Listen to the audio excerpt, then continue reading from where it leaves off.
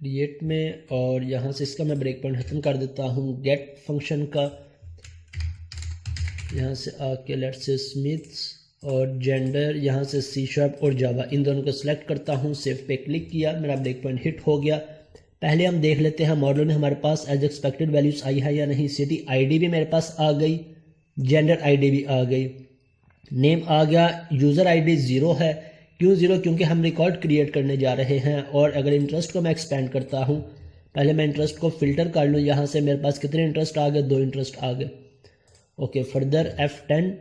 अब मेरे पास डेटाबेस के अंदर ये रिकॉर्ड इंसर्ट हो गया। इसे चेक कर लेते हैं कि क्या हमारे पास रिकॉर्ड इंसर्ट हुआ है। मेरे पास स्मिथ आ गया 10। ओके, अब फर्दर F10 की मेरे पास इस मॉडल की एक लिस्ट क्रिएट हो गई। नेक्स्ट इसमें से हर एक वैल्यू को रीड करेगा, और रीड करने के बाद यूज़र आईडी 10 मेरे पास आ गई स्मिथ की, और जोन सी वैल्यू यहाँ पे आएगी 1 बाय 1 करके इसमें ऐड करवाते जाएंगे। ओके, दोनों रिकॉर्ड इंसर्ट हो गया। अब इसे एक्सपेंड करके देख लेते हैं। मेरे पास फर्स्ट पे interest ID 1, user ID 10। Second पे मेरे पास इंटरेस्ट आईडी 2, यूज़र आईडी 10, और F10 की प्रेस की, मेरे पास ऐड रेंज और सेव चेंजेस। अब डेटाबेस में चेक कर लेते हैं। कंट्रोल E प्रेस किया, मेरे पास रिकॉर्ड्स एज एक्सपेक्टेड डिस्प्ले हो गए। सो ये हमारा सिनेरियो था मल्टीपल टेबल्स में वर्किंग, मल्टीपल टेबल्स के साथ वर्किंग करने का, मल्टीपल रिकॉर्ड्स को डेटाबेस में इंसर्ट करवाने का। अब इस कोड को थोड़ा सा इंप्रूव कर लेते हैं। अगेन हम क्या इंप्रूव करेंगे? हम फॉर ईच को थोड़ा सा रिड्यूस कर लेंगे, या इसे एक लाइन में लेके देख लेते हैं किस तरह से लेके आएंगे। यहाँ से आके मॉडल डॉट इंटरेस्ट डॉट, यहाँ पे हमारे पास फॉर ईच, और फॉर ईच के अंदर आके मैं इसे कर लेता हूँ x, और इस लाइन को मैं इसकी स्टेटमेंट के अंदर ले जाता हूँ। और अब यूज़र इंटरेस्ट, और यहाँ से आइटम की बजाय मेरे पास x डॉट वैल्यू आ जाएगी, और इसे मैं एक लाइन में ले आता हूँ। हमारे ये 3 लाइंस का कोड अब एक लाइन के अंदर आ गया। सॉरी, यहाँ से कंट्रोल के सी प्रेस करेंगे, ये लाइन मेरी कमेंट हो जाएगी। ओके, अब क्या हमारी ये हर तरह की रिक्वायरमेंट फुलफिल होगी? इसमें हमें कोई प्रॉब्लम तो नहीं आएगी। हमने हर एक सिनेरियो को ऑब्जर्व करना है। अगर किसी जगह पे हमें लग रहा हो कि किसी सिनेरियो में ये स्टेटमेंट हमारी या ये लॉजिक हमारी फुलफिल नहीं करेगी, तब हम इसे चेंज करके देख लेंगे। अगर फुलफिल करेगी तो फिर नेक्स्ट मूव करते हैं अपडेट की तरफ। इंसर्ट की लॉजिक हमने इंप्लीमेंट कर ली, अब अपडेट की बारी है। अपडेट हम कैसे करवाएंगे? अब मुझे आपसे सजेशन चाहिए, मैं इसे अपडेट किस तरह से करवाऊं। फॉर एग्जांपल, अब अपडेट के हमारे पास काफ़ी सारे सिनेरियोज हो सकते हैं। मेरे पास यहाँ से 4 चेक बॉक्सेस हैं। यूज़र हो सकता है कि ये 1 2 जो पहले सेलेक्ट थे, इन्हें अनचेक करके इन दोनों को चेक कर दे। तब हम यहाँ पे रिकॉर्ड कैसे अपडेट करवाएंगे कि इन दोनों को मुझे रिमूव करवाना है और एग्जिस्टिंग को मुझे न्यू रिकॉर्ड्स को इंसर्ट करवाना है। या दूसरा सिनेरियो क्या हो सकता है, एग्जिस्टिंग रिकॉर्ड्स में से किसी एक को अनचेक कर दे, तब मुझे सिर्फ किस रिकॉर्ड को रहने देना है? 2 को, जिसकी इंटरेस्ट आईडी 2 होगी। अब इसे मैं किस तरह से फुलफिल करूं? या हो सकता है यूजर इन सभी को अनचेक कर दे। तो अपडेट में तो हमारे पास काफी सारे सिनेरियोज हो सकते हैं। एक सिनेरियो ये भी हो सकता है कि इन्हें रहने दे और न्यू चेक बॉक्सेस को चेक कर दे। तो इसकी हम क्या लॉजिक इंप्लीमेंट कर सकते हैं? अगर आप में से किसी ने इस लॉजिक पे वर्किंग की है तो मुझे अपना सजेशन लाजमी दें, ताकि मेरी लॉजिक्स में भी इजाफा हो, मेरे पास भी और सिनेरियोज हों, या थोड़ी हम उस पर डिस्कशन कर सकें। जी सागर, अगर हम इसमें एक एक्स्ट्रा कॉलम क्रिएट कर लेते हैं इस एक्टिव का, तो उसका क्या फ़ायदा होगा? थोड़ा सा इसे इलेबोरेट करें आप। सागर का कहना है कि हम यहाँ पे इस टेबल में इस एक्टिव का एक न्यू कॉलम ऐड कर लें। अगर मैं इस एक्टिव का कॉलम ऐड कर लेता हूँ तो उससे मेरा क्या फ़ायदा होगा, और क्या मेरे हर एक प्रोजेक्ट में इस एक्टिव की रिक्वायरमेंट फुलफिल होगी? अगर फॉर एग्जांपल मेरी पॉइंट ऑफ सेल की एप्लीकेशन है, यहाँ पे मेरे ऑर्डर की डिटेल्स है, मुझे इस डिटेल्स में से 2 रिकॉर्ड्स को या 2 आइटम्स को डिलीट करना है। मेरे पास यूज़र ने 6 आइटम्स ऐड की थी, मुझे 2 आइटम्स को डिलीट करना है, बाकी की 2 आइटम्स को रहने देना है या 4 आइटम्स को रहने देना है। क्या इस एक्टिव की रिक्वायरमेंट उन सिनेरियोज में भी फुलफिल होगी? या इसी प्रोजेक्ट में हम एग्जांपल ले लें कि इस एक्टिव के साथ हर एक सिनेरियो फुलफिल हो जाएगा। अगर मैं इस एक्टिव करता हूं तो यहां से ये 2 के 2 में इंसर्ट करवाऊंगा या कितने रिकॉर्ड्स इसमें इंसर्ट करवाऊंगा? जी, क्या सिनेरियो कर सकते हैं हम? अब्दुल सलाम, बुशरा, मोहम्मद फैसल, मोहम्मद इमरान, नैयर, सागर, शिहाब। जी, मैं थोड़ा सा अपना फीडबैक देता हूँ इसमें। जी जी ज़रूर दें। मैं पहले भी यूज़ किए इस तरह के सिनारियोज, इसमें कई सारे हो सकते हैं जैसे आपने कहा। मैंने जो पर्सनली यूज़ किए, मैं क्या करता था इस केस में, पिछले उस पर्टिकुलर यूज़र के जितने भी चेक बॉक्स थे जो भी इंसर्ट किए हुए थे, जैसे मैंने 1 और 2 हमने ऐड किए हुए, तो पहले डिलीट कर देता था मैं पर्टिकुलर यूज़र के सारे चॉइसेस, और फिर इंसर्ट करते थे। जैसे आपने इंसर्ट का ऑप्शन अभी किया तो उसमें 2 ऑप्शन हमारे आगे जो सिलेक्टेड थे, तो मैं दो स्टेटमेंट देता था, पास करता था। पहले डिलीट करता था एग्जिस्टिंग और फिर न्यू जितने भी थे ऐड कर देता था, ये था। लेकिन जैसे सागर ने कहा कि हम इस एक्टिव का कॉलम ऐड कर ले, वो भी आई थिंक अच्छा ऑप्शन है। उसमें क्या होगा कि जितने भी चॉइसेस हैं हम ऑलरेडी ऐड कर देंगे उसके अंदर, उस पर्टिकुलर यूजर के अंडर में जितने भी चॉइसेस हैं सारे ऐड कर देंगे, और फिर इस एक्टिव वाला जो कॉलम है उसको ऑन ऑफ करते रहेंगे हम। अगर यूजर उसमें अपडेट करता है तो पिछले सारे इस एक्टिव वाले पहले हम निल करेंगे और फिर अपडेट करेंगे, जो जो नए नए चॉइसेस आए उनको सिर्फ एक्टिव कर देंगे। परफेक्ट। लेकिन उसमें भी क्या है कि पहले हमें सारे नील करने पड़ेंगे फर्स्ट क्वेरी चला के, और फिर उसको अपडेट करने होंगे जो एक्टिव है। बिल्कुल बिल्कुल। और कोई और अगर अपना एक्सपीरियंस शेयर करना चाहें इस सिनेरियो को हैंडल करने का? ओके, मैं इसे कंटिन्यू करता हूँ। इस सिनेरियो को हैंडल करने के हमारे पास ये दोनों वेज ही बिल्कुल परफेक्ट हैं।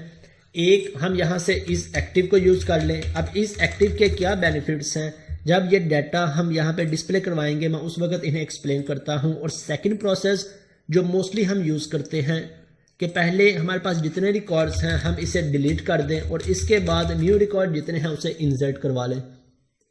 अब इसका फ़ायदा क्या होगा कि हमें हर दफ़ा यहाँ से ये चेक एंड बैलेंस रखने की ज़रूरत नहीं होगी कि क्या मुझे इसमें से ये रिकॉर्ड डिलीट करना है और ये रहने देना है, या यूज़र ने 2 और रिकॉर्ड इंसर्ट करवाए उन्हें इंसर्ट करना है।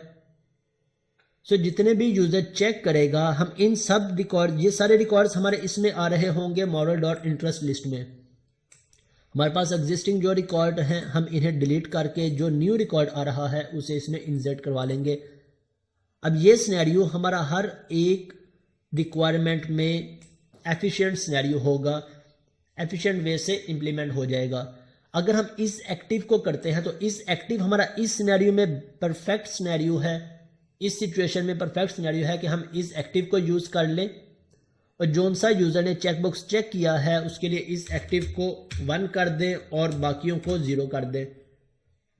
इसका फ़ायदा क्या होगा ये भी हम देखेंगे। लेकिन अगर हम इस सिनेरियो को अपनी पॉइंट ऑफ सेल एप्लीकेशंस में या किसी भी दूसरी एप्लीकेशंस में यूज़ करते हैं जहाँ पे हमारे पास ऑर्डर्स को हम सेव करवा रहे हैं, अब ऑर्डर्स के लिए अगर हम इस एक्टिव 01 को यूज़ करेंगे, यहाँ पे मेरे पास ऑर्डर्स की डिटेल होगी। फॉर एग्जांपल मेरे पास 5 रिकॉर्ड्स हैं, यूज़र को ये 2 आइटम्स चाहिए, हम इसे एक्टिव कर देंगे और इसे 0 कर देंगे तो ये रिकॉर्ड हमारा कभी भी यूज़ नहीं होगा। क्यों? क्योंकि इस ऑर्डर में से इनके अकॉर्डिंग मेरा बिल होगा, जबकि ये ऑर्डर्स, ये आइटम्स मेरी कभी भी यूज़ नहीं होंगी। सो ये हमारे डेटाबेस पे एक बोझ बनता जाएगा जितने ज़्यादा ऑर्डर्स इंक्रीज होते जाएंगे। सो हमने उन सिनेरियोज में ये भी देखना है कि ये सिनेरियो या ये लॉजिक हमारी परफेक्टली वर्क करेगी इस एक्टिव की या डिलीट की वर्क करेगी। इस केस में हमारी दोनों रिक्वायरमेंट्स परफेक्टली वर्क करेंगी। हम 1 बाय 1 करके इंप्लीमेंट कर लेते हैं किस तरह से। अब हमने यहाँ पे कितनी क्वेरीज को इंप्लीमेंट करना है।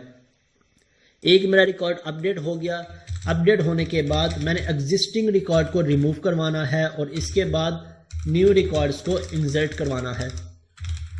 अब यहाँ से मेरा रिकॉर्ड अपडेट हो गया। इसके बाद मैंने एग्जिस्टिंग रिकॉर्ड रिमूव किस तरह से करवाना है, हम यहाँ पे उसकी क्यूरी लिख लेते हैं कॉन्टेक्स्ट डॉट रिमूव। अब रिमूव अगर तो मेरे पास सिंगल ऑब्जेक्ट है या सिंगल रो है तब हम इसके लिए रिमूव को यूज़ कर लें। अगर मेरे पास मल्टीपल रिकॉर्ड्स हैं तब हम इसके लिए रिमूव रेंज को यूज़ कर लेते हैं। कॉन्टेक्स्ट डॉट सेव चेंजेस, और सेव चेंजेस करने के बाद अब मुझे यहाँ पे लिस्ट पास करनी है। कौन सी लिस्ट? अगर मैं इसे डायरेक्ट पास करता हूँ तो क्या मेरी ये रिक्वायरमेंट फुलफिल होगी? मैं इसमें आके पास कर देता हूँ। मेरे पास एरर आ गया। क्या एरर आ गया? कि इसे मुझे इंटरेस्ट लिस्ट की यूज़र इंटरेस्ट की लिस्ट पास करनी है। सो मैं यहाँ से आके इसी लिस्ट को कॉपी करता हूँ, इज इक्वल टू, अब मैं इसमें से लिस्ट कौन सी पास करूँ? इसे यूज़र इंटरेस्ट, या इसे हम पॉपुलेट करवा लेते हैं डॉट ऐड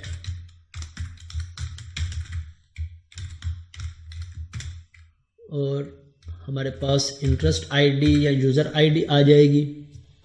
इंटरेस्ट आईडी मेरे पास क्या इंटरेस्ट आ जाएगी, हम इसे रीड करके इसके अंदर ऐड करवा लेते हैं। इन दोनों लाइंस ऑफ स्टेटमेंट्स को मैं यहाँ से कॉपी करता हूँ और यहाँ पे पेस्ट कर लेता हूँ। मेरे पास यूज़र इंटरेस्ट आ गई और इसे हमने अब रिमूव करवा देना है।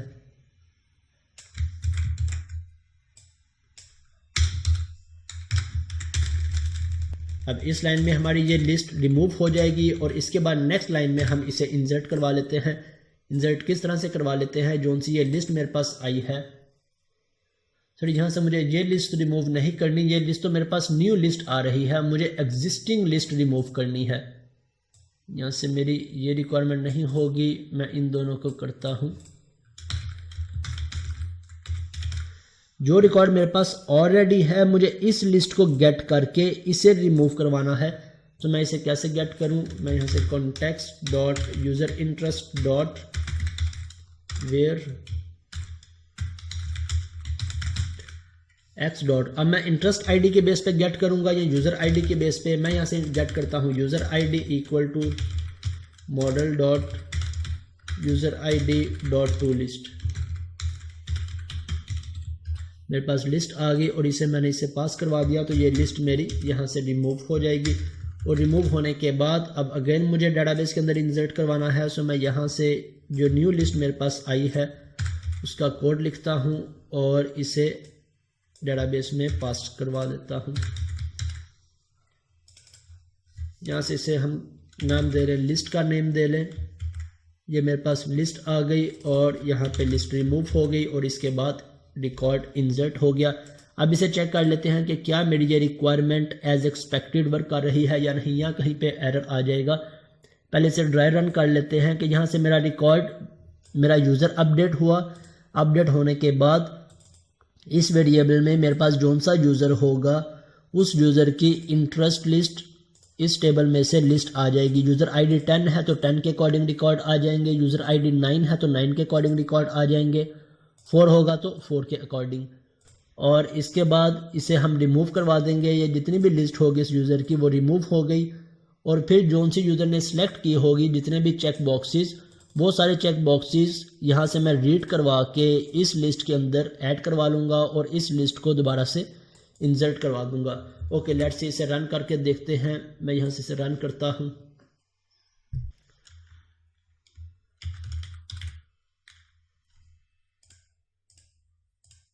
C# और जावा, मैंने यहाँ पे सेव पे क्लिक किया और यहाँ से नेक्स्ट यूज़र आईडी, अब मेरे पास रिकॉर्ड इंसर्ट हो गया और यहाँ से मेरे पास रिकॉर्ड इंसर्ट हो गया। मैं इसे चेक कर लेते हैं। अभी कंट्रोल E प्रेस किया, मेरे पास मार्क 01 और यूज़र आईडी 11 के अकॉर्डिंग मैंने 2 चेक किए थे, दोनों चेक हो गए। यहाँ से कंट्रोल, यहाँ से मैंने कंटिन्यू पे क्लिक किया। अब क्लिक करता हूँ मैं एडिट पे। एडिट में क्लिक किया, मेरे पास यहाँ से चेक नहीं आ रहे।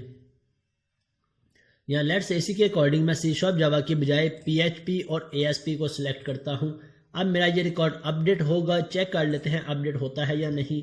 F10 की प्रेस की और इसके बाद यहाँ से मेरा रिकॉर्ड यूज़र का रिकॉर्ड अपडेट हो गया और इसके बाद next context dot save changes, मेरा रिकॉर्ड डाटाबेस में से इंटरेस्ट लिस्ट इस 11 यूज़र की रिमूव हो गई। इसके बाद नेक्स्ट, अब मेरे पास कौन सी लिस्ट पास होगी, जो सी यूज़र ने सिलेक्ट की। अगर मैं इस पर माउस ओवर करता हूँ, इस लिस्ट पे मेरे पास इसका रिकॉर्ड नहीं डिस्प्ले करवा रहा। मैं माउस ओवर कर लूँ या राइट क्लिक करके हम इसके क्विक वॉच को ओपन कर लें, मेरे पास डीबगिंग का रन टाइम का एरर आ रहा है। मैं F10 की प्रेस करता हूँ, फर्दर और नेक्स्ट। अब मेरे पास नेक्स्ट रिकॉर्ड इसका इंसर्ट हो गया 3 और 4। सो इट मीन्स हमारे इंसर्ट की फंक्शनैलिटी भी एज एक्सपेक्टेड वर्क कर रही है और अपडेट की फंक्शनैलिटी भी एज एक्सपेक्टेड वर्क कर रही है। अब लास्ट रिक्वायरमेंट हमारी क्या रह गई है कि जैसे एडिट पे क्लिक करें, यहाँ पे हमने रिकॉर्ड को चेक करना है। जो सा यूज़र ने चेक किया था, अब यहाँ पे भी वो चेक होना चाहिए। तो ये रिकॉर्ड हम कहाँ पे पास कर रहे हैं, हम पास कर रहे हैं गेट के एक्शन में।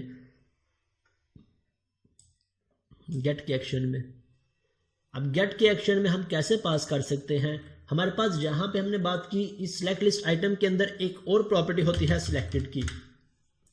अगर तो हमें पता है कि किस एलिमेंट को सिलेक्ट करवाना है, किसे फॉल्स करवाना है, हम डायरेक्ट यहाँ से सिलेक्टेड को ट्रू और फॉल्स पास करवा सकते हैं। लेकिन अभी यहाँ पे हमारी कोई भी कंडीशन हमने यहाँ पे इंप्लीमेंट नहीं की कि इस एलिमेंट को सिलेक्ट करवाओ, इस एलिमेंट को अनसेलेक्ट करवाओ। हमारे जितने भी एलिमेंट्स हैं सभी अनसेलेक्ट ही हो रहे हैं। सो अब हम किस तरह से इसे सिलेक्ट करवाएं, यहाँ पे आके सागर का जो सजेशन था ये एज एक्सपेक्टेड परफेक्टली वर्क करेगा। किस तरह से कि अगर हम सभी इंटरेस्ट को डेटाबेस में इंसर्ट करवा लें, जोन से इंटरेस्ट यूज़र ने सिलेक्ट किए होंगे उन्हें सिलेक्टेड ट्रू कर दें, जोन से यूज़र ने अनसेलेक्ट किए होंगे उन्हें सिलेक्टेड फॉल्स कर दें, तो यहाँ पे आके हमारे पास इस सिलेक्टेड के अंदर भी वैल्यू आ जाएगी। डेटाबेस में हमारे पास नेम आ रहा है, इंटरेस्ट आईडी आ रही है, ये नेम आ रहा है इंटरेस्ट की आईडीज आ रही है। सो हम यहाँ से सिलेक्टेड की वैल्यू भी आ जाएगी, ट्रू फॉल्स की हमारी झंझट ही खत्म हो जाएगी। लेकिन अब हमारी रिक्वायरमेंट थोड़ी सी डिफरेंट है। हम यहाँ पे सिलेक्टेड किस तरह से लेके आए, मैं यहाँ से यूज़र इंटरेस्ट की लिस्ट गेट कर लेता हूँ। User interest equal to context dot user interest dot to list. इस लिस्ट में से अगर मैं फिल्टर कर लूँ रिकॉर्ड के जोन सा यूज़र ने चेक किया है वो यहाँ पे ट्रू कर दो, जोन सा चेक नहीं किया वो फॉल्स कर दो। किस तरह से, ये मेरे पास इंटरेस्ट लिस्ट है सभी आइटम्स की। मैं इस वक्त किसे रीड कर रहा हूँ, मैं रीड कर रहा हूँ इस इंटरेस्ट लिस्ट को। अगर हम इस आईडी को चेक कर लें कि अगर ये आईडी इस यूज़र के अगेंस्ट यहाँ पे एग्जिस्ट करती है, अगर यूज़र आईडी 11 है, यूज़र ने एडिट पे क्लिक किया तो हमारे पास यूज़र की आईडी आ जाएगी। अगर यूज़र ने स्मिथ पे क्लिक किया है हमारे पास यूज़र की आईडी 10 आ जाएगी। अगर जेम्स पे क्लिक किया है एडिट के बटन पे तो इसकी आईडी 9 आ जाएगी। हम यहाँ से चेक कर लें कि अगर इस इंटरेस्ट की आईडी इस यूज़र के अगेंस्ट यहाँ पे एग्जिस्ट कर रही है तब इसे सिलेक्ट करवा दो, अदरवाइज फॉल्स करवा दो। किस तरह से, मैं सिंपल यहाँ पे आ जाता हूँ सिलेक्टेड के अंदर। अगर मैं चेक कर लूँ यूज़र इंटरेस्ट पे डॉट वेयर के इस इंटरेस्ट के अंदर क्या मैं चाहता हूँ यहाँ से करना, डॉट वेयर क्या करो,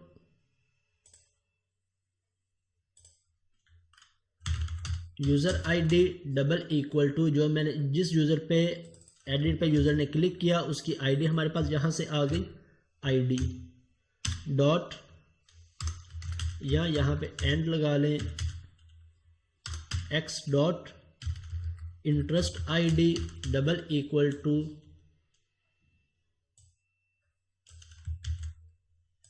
item dot interest ID dot count greater than 0।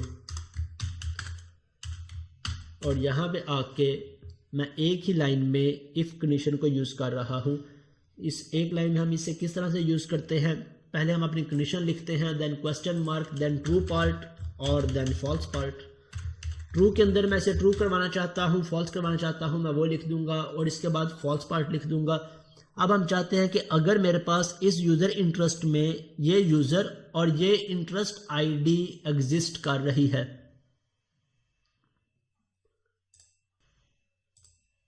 User ने 9 पे क्लिक किया, हम यहाँ से चेक कर रहे हैं कि फर्स्ट टाइम मेरे पास इंटरेस्ट आईडी आई 1 की, अब 1 के अगेंस्ट मेरे पास रिकॉर्ड है इस यूज़र के लिए तो वो मेरे पास रिटर्न करवा दे।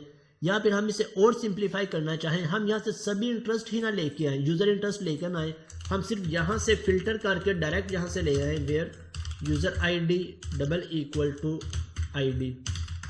अब हमारे पास पर्टिकुलर उस यूज़र का रिकॉर्ड आ गया जिसकी हमने जिसके इंटरेस्ट को मैच करना है। अब यूज़र आईडी 9 था, हमारे पास 9 के रिकॉर्ड आ गए, यूज़र आईडी 10 था तो 10 के सिर्फ ये वाले रिकॉर्ड आ गए। अब हम चेक कर लेंगे कि इन रिकॉर्ड्स के अंदर ये आईडी एग्जिस्ट करती है या नहीं, ये आईडी एग्जिस्ट करती है या नहीं, ये आईडी एग्जिस्ट करती है या नहीं। तो यहां से भी अब हमारी कंडीशन थोड़ी सी रिड्यूस हो जाएगी। यूजर आईडी यहां से x dot interest ID double equal to item dot interest ID dot count. Count क्या करेगा कि अगर इसके अंदर कोई रिकॉर्ड होगा तो काउंट ग्रेटर देन 0 होगा, अगर कोई रिकॉर्ड नहीं होगा तो काउंट इसका 0 आ जाएगा। अगर तो ग्रेटर देन 0 है तो इसे ट्रू कर दो, अदरवाइज इसे फॉल्स कर दो। अब मेरे पास किस चीज़ का एरर आ रहा है, सिलेक्टेड।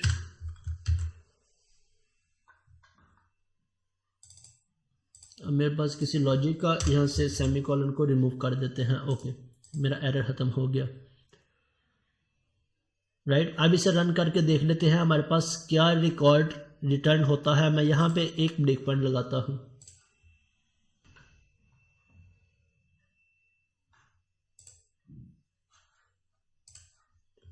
सॉरी, इसे हमने क्रिएट नहीं करना। मैं इस पे क्लिक करता हूँ एडिट पे, मार्क 01, मैंने एडिट पे क्लिक किया और मेरा ये ब्रेक पॉइंट हिट हो गया। अब इंटरेस्ट लिस्ट के अंदर मेरे पास सारे के सारे इंटरेस्ट आ गए 4 और यूजर इंटरेस्ट के अंदर जोन से इंटरेस्ट सिलेक्टेड थे ट्रू। अब मैं इन सब को रीड कर रहा हूँ इंटरेस्ट लिस्ट को, और जोन सा रिकॉर्ड इसमें एग्जिस्ट करता है वो सिलेक्टेड ट्रू हो जाएगा। सो 1 बाय 1 करके अभी फर्स्ट एलिमेंट रीड हुआ, फर्स्ट का रिकॉर्ड देख लेते हैं सिलेक्टेड। सॉरी, मेरे पास कहाँ पे गई मेरी लिस्ट, किस में ऐड करवा रहा हूँ, लिस्ट में कोई भी एलिमेंट अभी ऐड हो गया है।